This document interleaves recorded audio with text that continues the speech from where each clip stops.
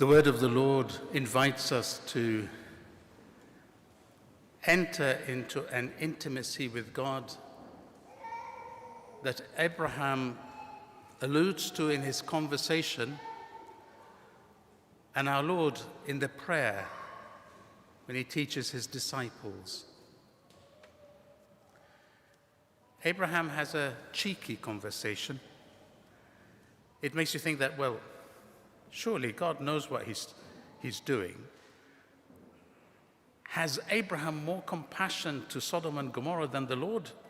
You're left with a kind of a perplexing question. Maybe it is a dialogue to teach us that God's mercy is actually much more than our human realm of understanding. And the fulfillment of God's mercy is actually embodied in Christ Jesus. In Luke's Gospel, he emphasizes that intimacy. He does not say, our Father. He says, Father, Abba. An intimacy that makes us enter into the mind of God and the will of God. That's why in Luke's Gospel, he omits, your will be done on earth as it is in heaven, because it is presumed in recognizing the holiness of the name of God, the nature of God. If we recognize that, then it is fulfilling his will. And so prayer is a constant journey of discovering and renew our way of looking at God and perceiving God's presence. As a missionary, I had an experience that had a turning point in my life. I was sent to Khartoum, the north of Sudan, in 1996 from Glasgow. And I stayed there, returned back in 2019. You can work out the mathematics. In 1996, there was a civil war going on, where the war that in the south made many Sudanese fled the south to find some refuge in the north. Arriving to Khartoum, the city, they were pushed back into the desert. And as a response, the church there, the Archbishop Gabriel Zuber Wako, who is now, he's a cardinal, he's retired, has forged a plan called Save the Savable. Many of those who survived the treacherous journey from the south to the north were children, young people. And it was the first time that they come in contact with the church. Many of them from their own traditional religions never heard of who Jesus is. And because of the war, they arrived and the only welcoming hands were of the church. And there we formed centers deep in the desert. First thing, once you drill for water, you form a center. And a center was basically turned into a safety place. First of all, to supply the necessities, some medical care, but then it developed into a school so that the young people may have a future and they can do the primary school education, after which they can be inserted into the schools of the government. And it was on Fridays we had catechesis and on Sunday Mass. Early there in my mission, 1997, the Feast of Holy Family, as I was preparing to go to say Mass at Dor Eshab, one of those centers, 4 catechists intercepted me and said, Father, don't come. The center has been destroyed. So I thought, well, if it's destroyed, there need to be somebody there, at least to see how the people would see the calamity. So taking courage, we went together. And surely the only thing that was standing was a tree, the gate, the walls around it all been as if it's been bulldozed, rubble everywhere, very few people around, and they were not close to the center. You could see they're hiding. A terrifying sight indeed. So the only thing I felt to do is prepare, make a space, form an altar, and start to celebrate Mass. The 4 catechists were joined with other 6 or 7. We managed with a 3-legged table and bricks form an altar, set the altar, 2 candles. I had a torchlight since the sun was setting and darkness was imminent. No electricity, because with the breaking of the center, no electricity, no electrical lines, no bulbs, nothing. Just the 2 candles on the altar and my torchlight. My big worry was, if I have enough hosts to consecrate at the beginning of Mass. I saw only 15. I thought, well, I'll put more than 15, about 30, 40, but I wasn't sure how many. I added a little bit more wine in the chalice just in case I ran out. I can give communion on 1 species. And as we celebrated, we started to celebrate Mass. Darkness became a perfect camouflage. I could not see. Only by the voices and the responses I could hear that there is an increase of number, but how many I did not know. I relied on the catechists. And when it came to communion, the line did not stop. As they appeared in the horizon of my light, I could see 2, 3, 4, and they kept on coming, and I kept on breaking the consecrated host. I've run out. I used what's in the blood of Christ in the chalice, and they were still coming. And I was looking at the catechist, how many more? And just the last drop on the chalice was the last person who received communion. Afterwards, I asked, how many were they? He said, Father, there must have been more than 90. The next day, I was determined to come and have my camera with me to have an evidence of what happened to the center. Because otherwise, there would be no record of it, and the government would have denied anything to do with it. So early in the morning, I packed my camera inside a plastic bag, a dustbin bag. And so when we arrived, some of the teachers were there, some of the pupils, people uncertain what to do.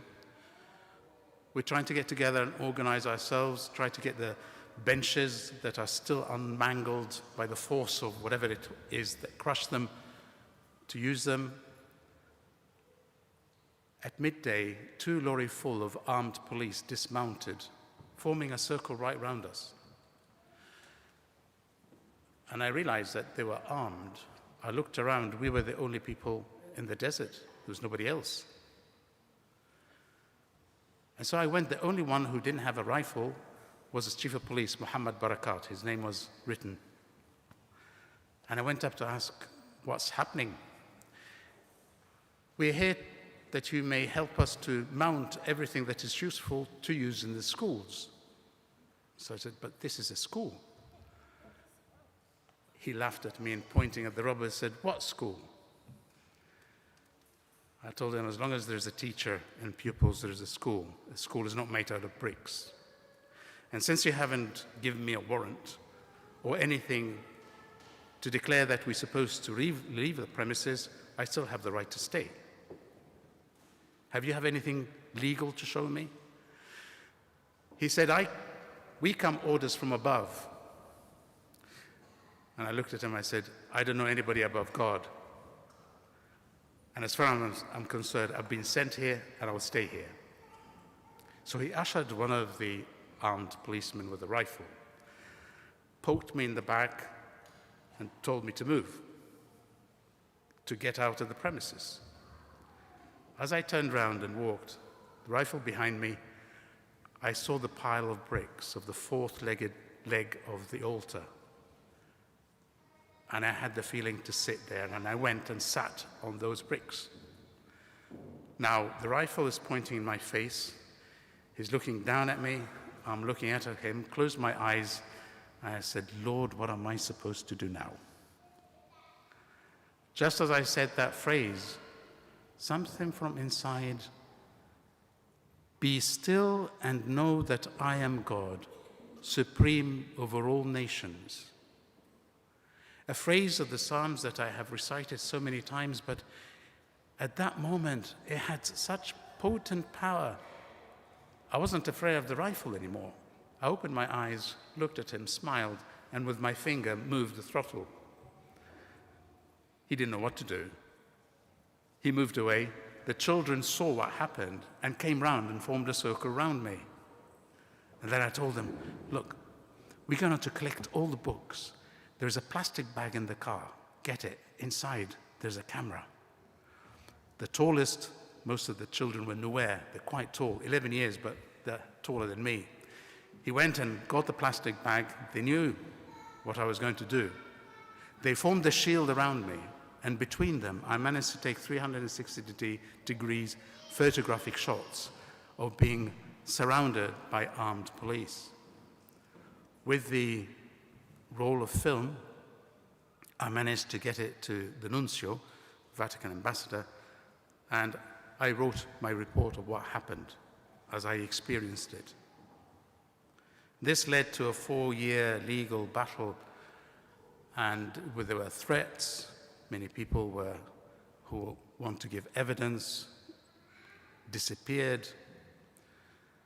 Eventually, they caught up with the person who took the photographs. And as I usually go on Sundays to say Mass, I was intercepted. I was put into a Toyota with no windows and came out in a place that later on I discovered that it was a White House.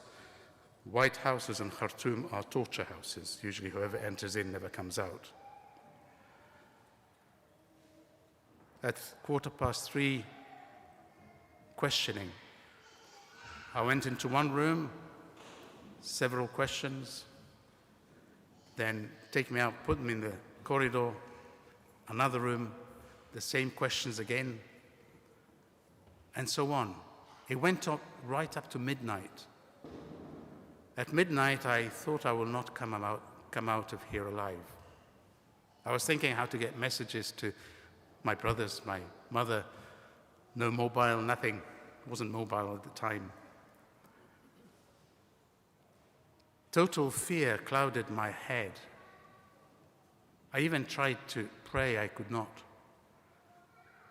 The only thing I could do is try to examine my conscience and prepare for a holy death, make an act of contrition, and ask the Lord to forgive me for any sins that I have done. Trying to make an act of contrition, I could not. I could not even think. And no matter what I tried, unable to even examine my conscience, a question crept into my mind. Why are you doing this? And in front of that question, my past flashed in front of me. I'm a son of an Egyptian mother and father. My father was Coptic Orthodox, my mother was Coptic Catholic. The first job Dad had was in Kuwait, so I was a child when I went to Kuwait. At school, I was the only Christian among Muslims. When Quranic recitation starts, they would say, Nasrani, Nasrani, pointing to me as the Quranic name for Christians. I would be asked to leave the classroom and stay in the scorching sun. Break time. Well, I was a cross between a punch bag and a football. I always got into trouble. Well, bullied, to put the least. And one day, out of anger, I took a swing at one of my aggressors, and 2 teeth flew out of his mouth. It just happened to be the son of the headmistress. So I was expelled. I had a bit of a, let's say, quite a talk from my dad. the next school I was sent to was 2-hour flight from Kuwait in Lebanon, in a boarding school. At least now I'm among Christians, but far away from my family. Those old wounds appeared very clearly that night, that the energy and motivation of picking a fight with an Islamic government that has bullied more than 500 pupils my motivation was vengeance. And when I could name that vengeance inside of me, I realized how unworthy I am to be a missionary, a herald of good news. I was ashamed of myself, and I asked sincere pardon from the Lord. My old past that clouded my mind. And there I found some serenity. I felt God's mercy. The next interrogator got me in. This time the questions, I could not even listen to the questions. That serenity that God has given me, that moment, blocked my ears. And I was trying to focus even deeper and pray. I don't know whether I answered the questions or not. I came out, left me in the corridor, trying to pray, and I could not. The only thing I could do is, please, Lord, help me. And just as I said, please, Lord, help me, an image came to my mind. First station of the cross, Jesus being dragged in front of Pontius Pilate. And as if the image came to life, Jesus turns, looks at me, and he says, "Friend, a disciple is not greater than the master." Those words gave me so much joy. I realized that, yes, my impure intentions were there, but the reason I was there was because he sent me. And he allowed me to taste something of his passion. There was a deep communion there at that moment, which gave me so much joy that my next interrogator couldn't figure out why I had a grin over my face, and I was smiling at every question he was asking. I was a bit flippant, and I was not even concentrating on his questions. I was having a chat with him. I started asking him questions. He was pleasant enough to tolerate my wit. I was released at 2 o'clock the next day, 2 o'clock in the morning, with a warning. I was supposed to be deported, blacklisted. On the contrary, I stayed there for another 11 years. The Lord works in mysterious ways, and if anything, I can say that as a missionary, I do not rely on my own strength. God's mercy and compassion, so intimately revealed at the darkest moments, only to be obedient, to be sent, and to go where he wants me to go. That night I made a resolution that the prejudices that I had inside of me is the first thing that I need to face. I realized that I was supposed to be evangelized before I evangelized. And the first step to fight and change the image of my enemy is to know my enemy. I asked to go and study Islamic studies. I was sent to SOAS, the School of Oriental African Studies at the University of London. And there I was taught by Muslims. And from there on, my mission is to build bridges between Christianity and Islam, to present the Christ of the gospel in comparison to the Isa of the Quran. Till now, my mission is going on. I was sent to Egypt in 2011, just at the eve of the so-called Arab Spring. I was 2 minutes walk from Tahrir Square. I lived what it meant to go through a revolution right in the middle of it. And I met many Muslims who were disheartened during the rule of the Muslim Brotherhood. I taught Islam to missionaries who work in the Arab world. And one professor, a Muslim professor, who we used to do research and we used to talk quite a lot together, she asked one Easter to celebrate Easter with us. It was a significant request because it was a time when every Christmas and every Easter you had a bomb planted randomly in any of the churches. So going to church on Easter Vigil, not only the security outside, but you could end up being blown up. So for a Muslim to ask me to attend Easter Vigil with me, I was a bit perplexed. I know that we forged a collegial friendship, but to the extent of risking her life. So I asked her, are you sure you want to come to the Easter Vigil? Adamantly, she said yes. So she came, and it was the whole vigil. She sat there with her children. After the Easter Vigil, we were having an agape and asked her, how did you find the vigil? She said, it was elevating. I never realized that you pray that way. So I said, well, did you know the risk? She said, yes, very well. Before coming, I text all my friends saying that I will be at this church at this address, so that Muslims cannot plant a bomb if there's a Muslim in the congregation. She became a shield to our community. I cannot anymore generalize Muslims as a group of people. Each individual has a conscience. And each person is loved by God as He in His mercy loved me. This mission cannot go on without your support. First of all, your prayer. Because the moments of darkness, to come out of it, special grace needs to be given, and that is through your prayers. But also through your generosity. Our Institute of Arabic and Islamic Studies in Cairo does not grow on itself, not even by the financial support of the students, but with people who are generous like you.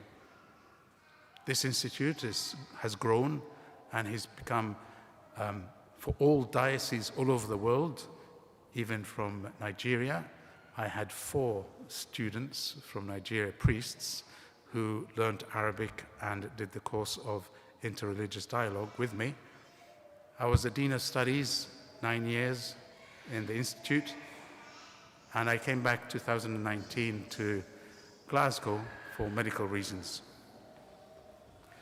I ask you to keep us in your prayers. To know more about what we do through our humble magazine, it's a quarterly magazine that you can tick in that little card, the bottom square. There are some samples at the back. Please help yourself. They're free of charge. And in advance, I thank you for your generous response. This is not my mission. This is not the Comboni missionaries' mission. It is our mission as church. We might be there on the front line, but we cannot be there without your support. Glory be to the Father, and to the Son, and to the Holy Spirit, as it was in the beginning, is now, and ever shall be, world without end.